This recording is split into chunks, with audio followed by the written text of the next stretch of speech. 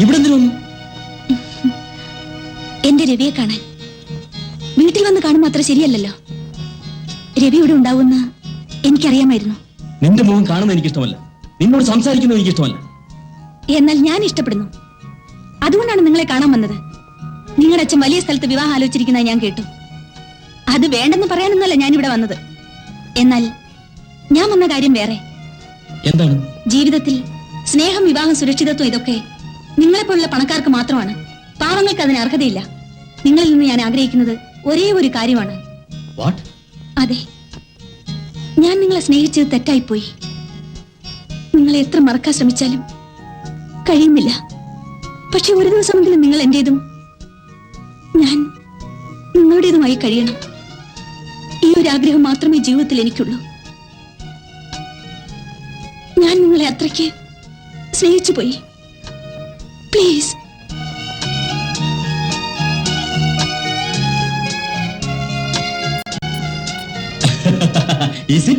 എങ്കിൽ ഇപ്പൊ തന്നെ ഇവിടെ റൂം പറയട്ടെ? വേണ്ട വേണ്ട, നമുക്ക് എന്റെ വീട്ടിൽ പോവാം. Finish it.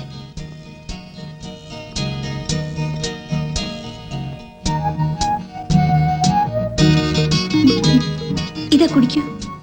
നീ ഇങ്ങനെ കുടിപ്പിച്ച ഞാൻ ഇപ്പൊ തന്നെ ഉറങ്ങി പോകത്തില്ലേ? ഇതാ.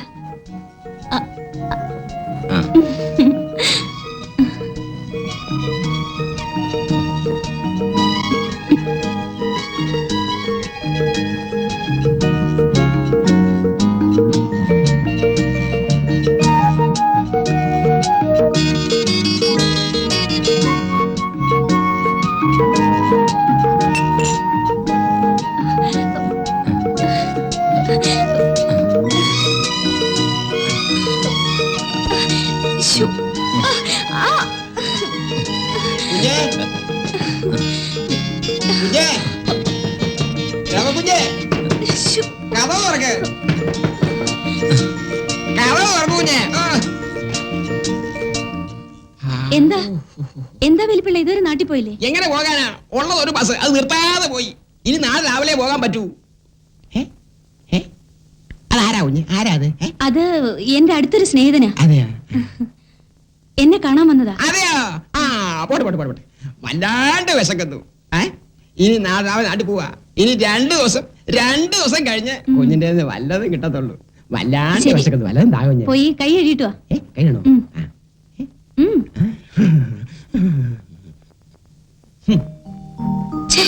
നല്ല സമയത്തെല്ലാം നശിപ്പിച്ചു. ഞാൻ പോകും. വിഷമിക്കരുത് രവി, നാളെ തീർച്ചയായും വരണേ. ഞാൻ കാത്തിരിക്കും കേട്ടോ.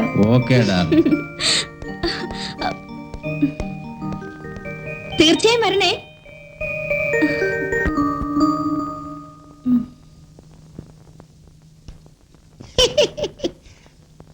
അങ്ങനെ എനിക്ക് നാളെ ആയിരിക്കും നിങ്ങളുടെ ആദ്യ രാത്രി. നാളെ രവി വരും. എന്റെ ആഗ്രഹങ്ങൾ നിറവേറും. രാധേ, നമ്മുടെ രവിയുടെ വിവാഹം ഈ നാട്ടിൽ ആരും നടത്താത്ത വിധത്തിൽ ഗംഭീരമായി നടത്താൻ ഞാൻ തീരുമാനിച്ചു. എന്ത് പറയുന്നു? ആഹാ, നിങ്ങൾ ഗംഭീരമായി നടത്താൻ തീരുമാനിച്ചിരിക്കുന്നു. ആ പഴയ രമയില്ലേ, അവളുടെ കൂടെ ദിവസവും കറങ്ങാണ് നിങ്ങളുടെ മോൻ. രമ? അവളെന്താ ജയിലിന് വന്നത്? അവൾ എന്ന് വന്നോ അന്ന് തുടങ്ങി ഈ ബന്ധം. ഓഹോ, ഇതിങ്ങനെ വിട്ടാൽ കാര്യം വഷളാണ്. ഇതിനെന്ത് ചെയ്യണമെന്ന് എനിക്കറിയാം. അതെന്താണെന്ന് എന്നോട് പറയില്ലേ? നിന്നോട് ഞാൻ പറയില്ലേ? കാതിഞ്ഞോണ്ട്. അതെന്തിനാ? നീ ഇന്ന് മരിക്കുന്ന ദിവസമല്ലേ? അതാ മരിക്കുന്ന ദിവസം. എന്താ നീ പറയുന്നത്? അതേ രമേ, ഇന്ന് രാത്രി നീ ഉറങ്ങിക്കിടക്കുമ്പോ ഈ വീടിന് തീ വയ്ക്കാൻ ആ പുരുഷോത്തമൻ ഏർപ്പാട് ചെയ്തിരിക്കുന്നു. മരിക്കുമ്പോ നല്ല വേഷമൊക്കെ ഇട്ട് മരിക്കുന്നല്ലേ നല്ലത്. അതുകൊണ്ടാ അങ്ങനെ ആയിക്കോട്ടെ എന്ന് പറയുന്നു. നോക്കൂ, എനിക്ക് സമയമില്ല. ഒരുപാട് കാര്യങ്ങൾ ചെയ്തു തീർക്കാനുണ്ട്.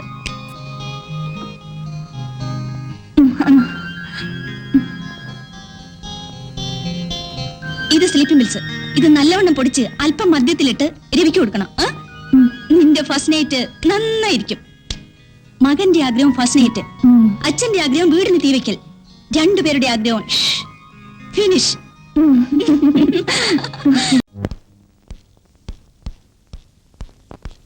രവി, നിൽക്കവിടെ. മദ്യപാനം, വ്യഭിചാരം, ചതി, വഞ്ചന, കൊല, കള്ളക്കടത്ത്, ബ്ലാക്ക് മെയിലിംഗ് മുതലായ എല്ലാ ക്രിമിനൽ കുറ്റങ്ങൾ ചെയ്യുകയും ചെയ്യിക്കുന്നവനുമാണ് ഈ പുരുഷോത്തമൻ. അങ്ങനെയുള്ള എന്റെ മകൻ വ്യഭിചരിക്കാൻ പോകുന്നു എന്നറിഞ്ഞാൽ ആകാശം ഇടിഞ്ഞ് വീഴാൻ പോകുന്നു എന്നൊന്നും ഞാൻ വിചാരിക്കില്ല. ഞാനിത് എന്തിനാണ് പറയുന്നതെന്ന് വെച്ചാൽ, നിനക്ക് മാന്യമായ ഒരിടത്ത് വിവാഹം ഉറപ്പിച്ചിരിക്കുകയാണ്. ഇതിനു മുമ്പ് വിവാഹത്തെപ്പറ്റി ഞാൻ നിന്നോട് പലതവണ സൂചിപ്പിച്ചപ്പോഴെല്ലാം നീ ഒഴിഞ്ഞു മാറുകയായിരുന്നു. ആ രമ ഞാനാണ് നിന്റെ അച്ഛനെന്ന് അറിഞ്ഞിട്ടും എന്നെ കൊല്ലാൻ വന്നതും അവൾ ജയിലിൽ പോയതും മറ്റെല്ലാ കാര്യങ്ങളും നിനക്കറിയാം. അവൾ ജയിലിൽ നിന്ന് വന്നതും അവളുടെ പുറകെ ചുറ്റിക്കറങ്ങണമെങ്കിൽ നിനക്ക് അവളോട് എത്ര മോഹമുണ്ടെന്ന് എനിക്കിപ്പോൾ മനസ്സിലായി. എടാ, ഒരു കാര്യം മാത്രം പറയാം, ഓർമ്മിച്ചു. എന്റെ ജന്മശത്രു, അജന്മശത്രു. നോക്ക് നോക്ക്, നീ ആ പെണ്ണിന്റെ കൂടെ അല്ലാതെ വേറെ ഏത് പെണ്ണിന്റെ കൂടെ പോയാലും ഞാനൊരു തടസ്സവും പറയില്ല. ഡാഡി, എല്ലാം അറിഞ്ഞ സ്ഥിതിക്ക് സത്യം പറയാതിരിക്കുന്നത് ശരിയല്ല. ഞാൻ അവളെ കാണാൻ തന്നെയാണ് പോകുന്നത്. ഇംപോസിബിൾ. ഞാൻ പറയുന്നത് അനുസരിക്കണം, അനുസരിച്ചേ പറ്റൂ. ഡാഡി, ഞാൻ അവിടെ ചെല്ലാമെന്ന് വാക്ക് കൊടുത്തതാണ്. നിങ്ങളുടെ മകനാണ് ഞാനെങ്കിൽ ഞാൻ ആ വാക്ക് തെറ്റിക്കില്ല. രവി,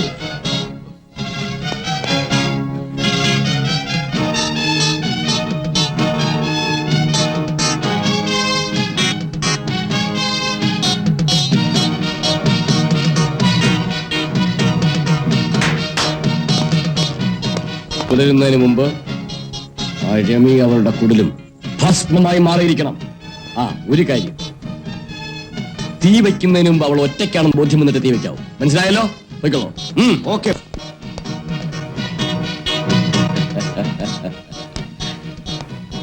രാധേ, രാത്രി ഇതിനെങ്കിലും എനിക്ക് ഭാഗ്യമുണ്ടായല്ലോ. അവസാനത്തെ കൂടിക്കാഴ്ചയാണെങ്കിലും. വരൂ.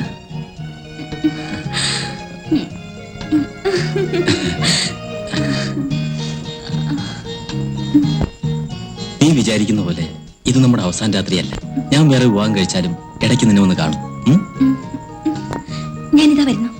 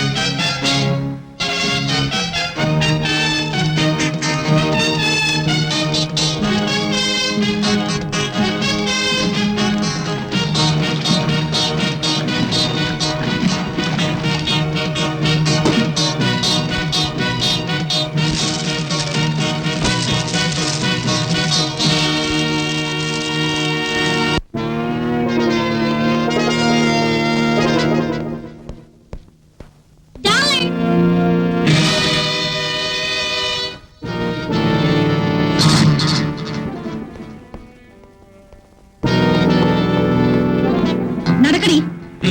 ബോസ്, ഇവൾ നിങ്ങളോട് എന്തോ പകരം ചോദിക്കാൻ വന്നതാണ്. ഞാൻ ഇവളെ അവിടെ വെച്ച് തന്നെ കഥ കഴിക്കണമെന്ന് വിചാരിച്ചു. പക്ഷേ നിങ്ങളെ അറിയിക്കാതെ അത് ചെയ്യുന്നത് ശരിയല്ലെന്ന് കരുതി. അതുകൊണ്ടാണ് പിടിച്ചോണ്ട് വന്നത്. നീ ഇനിയും മരിച്ചില്ലേ?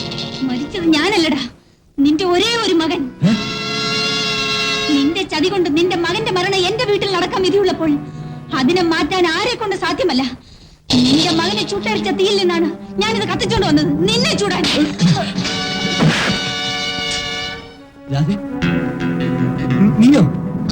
ആ, ഞാൻ തന്നെ. എല്ലാവരെയും വഞ്ചിച്ച് ദ്രോഹം ചെയ്യുന്നവനാണ് നീ. നിന്റെ കഥ കഴിക്കാൻ വേണ്ടി മാത്രം വന്നവളാണ് ഈ ഞാൻ. മോഷണ കേസിൽ ഞങ്ങൾ രണ്ടുപേരെ നീ ജയിലിൽ അയച്ചു. നീ ആ ചെയ്തത് എത്ര നന്നായിരുന്നോ? നിന്നോട് പ്രതികാരം ചെയ്യാൻ ഞങ്ങൾ തീരുമാനിച്ചത് അവിടെ വെച്ചാണ്. വേണ്ടിയാണ് ഞാൻ ഇവിടെ വന്നുകൂടിയത്, നിന്റെ ദാസിയായി കഴിഞ്ഞത്. എല്ലാം ഞാൻ സഹിച്ചു. എന്നെ ഞാൻ തന്നെ നശിപ്പിച്ചു. അതെല്ലാം ഞാൻ സഹിച്ചു. എനിക്ക് വേണമെങ്കിൽ എന്നോ കൊല്ലാമായിരുന്നു. എന്നാൽ അതിനു മുൻപ് നിന്റെ ചിങ്കിടികളിൽ ചിലരുടെ കഥ കഴിക്കാനുണ്ടായിരുന്നു. അതിനുവേണ്ടിയാണ് ഞങ്ങൾ കാത്തിരുന്നത്. ആ വക്കീലിന്റെ ആത്മഹത്യ, ജഡ്ജിയുടെ മരണം, SP-യുടെ സസ്പെൻഷൻ, ഇതെല്ലാം ഞങ്ങൾ രണ്ടുപേരും കൂടി സാധിച്ചതാണ്. ഏയ് പുരുഷോത്തമ, ഞങ്ങളെ വെറും അബലകളാണെന്നൊന്നും നീ വിചാരിക്കേ വേണ്ട. അടിക്കടി കൊലയ്ക്ക് കൊല. ഞങ്ങളുടെ തീരുമാനത്തിൽ മാറ്റമില്ല. ഇന്ന് നിന്റെ കഥ തീരുന്നു, തീർച്ച.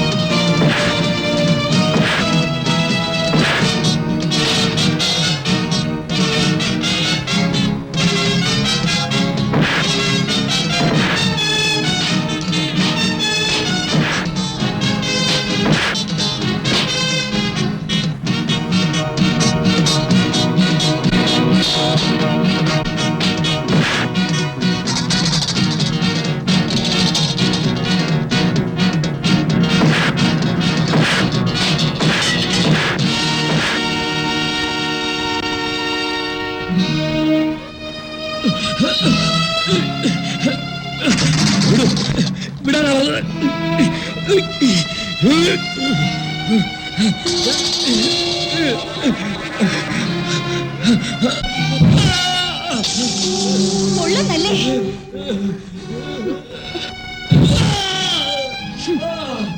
അന്ന് എന്റെ അമ്മയെ കട്ടിലിൽ കെട്ടിയിട്ട് തീ വെച്ചില്ലേ, അവരെ വേദനിച്ചിരിക്കും.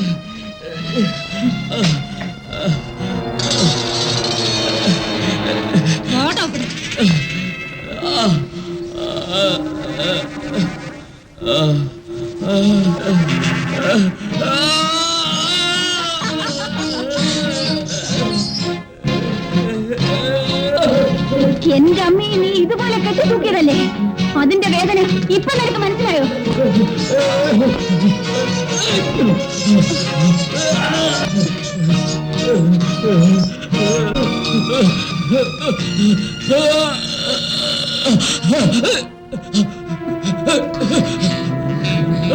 കാണ്.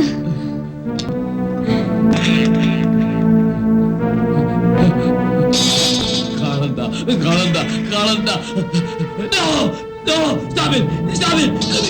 ഏയ്, നിന്റെ മകളെ ഈ സ്ഥിതിയിൽ കാണേ എത്ര പെൺകുട്ടികളെ നീ ഇങ്ങനെ നശിപ്പിച്ചു. അവരോ അച്ഛനും അമ്മയും പെറ്റു വളർത്തിയവരാണ്, നിന്നെ പോലെ തന്നെ. ഇതെടുത്തത് വേറെ ആരുമല്ല, നിന്റെ ഫോട്ടോഗ്രാഫറാണ്. അവന്റെ ഒരു ക്യാമറ, കാണാൻ പാടില്ലാത്ത പലതും കണ്ട കണ്ണുകളാണ് അവന്റേത്.